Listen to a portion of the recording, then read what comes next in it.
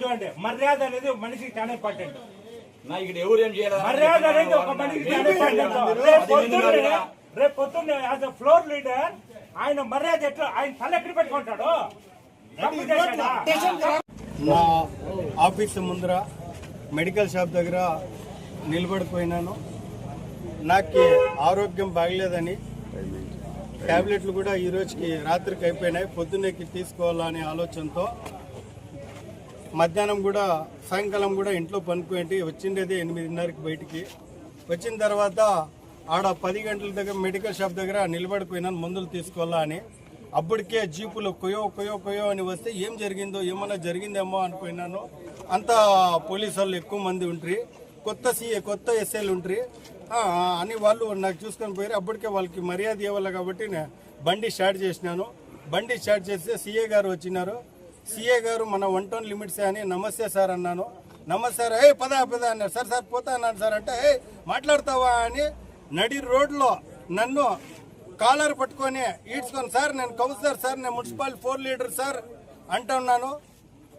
1 town police station మన CA గారు చెప్తా అంటే కూడా వినుకోకున్నట్లు నా పైన నడి రోడ్లో బట్టలు చింపేసి పట్టుకొని వేసుకో నా కొడుక్కి అని జీప్లోకి ఎక్కించుకొని, సార్ నేను కౌన్సిలర్ సార్, నేను మున్సిపల్ 4 లీడర్ సార్ అంటే కూడా నన్ను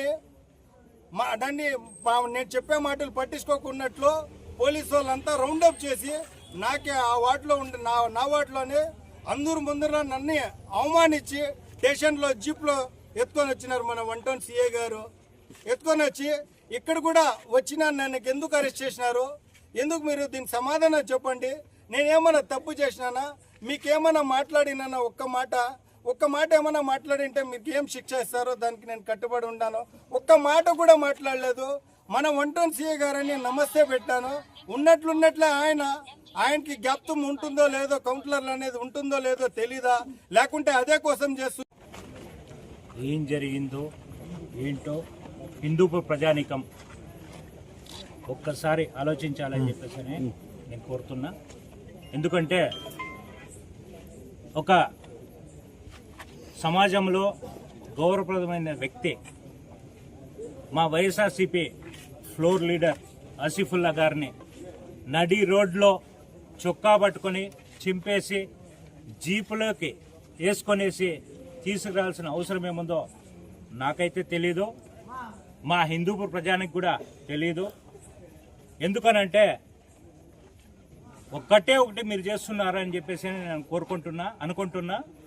ఏంటి అనంటే ఈ కూటమి ప్రభుత్వం ఏమి ఆర్డర్స్ ఇస్తుందో మీరు ఆ పని చేస్తున్నారా అని ప్రశ్నిస్తున్నా.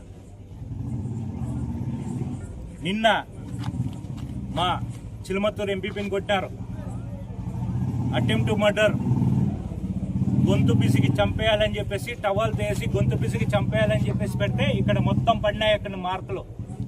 కనీసం దానిపైన కంప్లైంట్ ఇస్తే 307 కూడా పెట్టలే, ఏదో సిల్లీ సెక్షన్స్ పెట్టేసి కంప్లీట్ చేసినారు నిన్న. సంతోషం, మీకు ప్రెజర్స్ ఉంటాయి, ఒప్పుకుంటాం. కానీ ఒక్కటి గుర్తుపెట్టుకోండి, మా హిందూపూర్ ప్రజానీకానికి న్యాయం చేయండి అని చెప్పేసి ఈ సందర్భంగా నేను కోరుతున్నా. మేము వైఎస్ఆర్సీపీలో ఉండడమే తప్ప మా పార్టీ తరపున ప్రజల కోసం మేము ఫైట్ చేయడం తప్ప ఇది ఎంతవరకు సమంజసం చెప్పేసి బాలకృష్ణ గారిని ప్రశ్నిస్తున్నా. అయ్యా మీరు 3 సార్లు గెలిచినారో సంతోషం, కానీ ఒక్కసారి ఆలోచించండి, మీరు అందరినీ సమన్యాయంగా చూడండి. రాజకీయాలు ఓన్లీ ఎలక్షన్ వరకు ఉండే ఉంటాయి, ఈ కక్షపూరిత రాజకీయాలు ఏంటి అని చెప్పేసి నేను ఈ సందర్భంగా ప్రశ్నిస్తున్నా. ఎంతవరకు సమంజసం ఇది?